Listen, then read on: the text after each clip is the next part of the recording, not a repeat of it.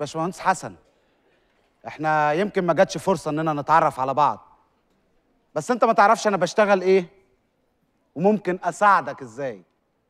هتساعدني في اختراع المرجحه؟ اشتغل ايه، رئيس مراجيح مولد النبي؟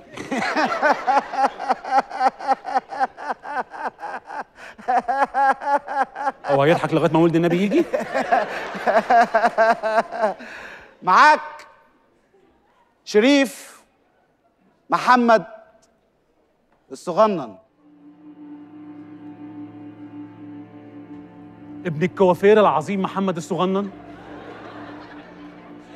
والدك هو اللي حلق لي السوالف في 96. انا خدمت مع والدك في ميدان لبنان. والدك ده مثلي الاعلى. اعلى مني؟ بس بقى ثواني يا مي، بس بقى والله ثواني يا مي، احترمي المزيكا واللحظه شويه. باشمهندس حسن، احنا ممكن نساعدك انك تكسب كتير قوي من اختراعك ده.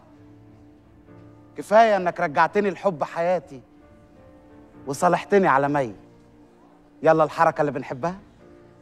بس انا لما حضرتك اتضيرت خدت بالي ان الوالد مش عامل يعني باب النجار مقلع من هنا.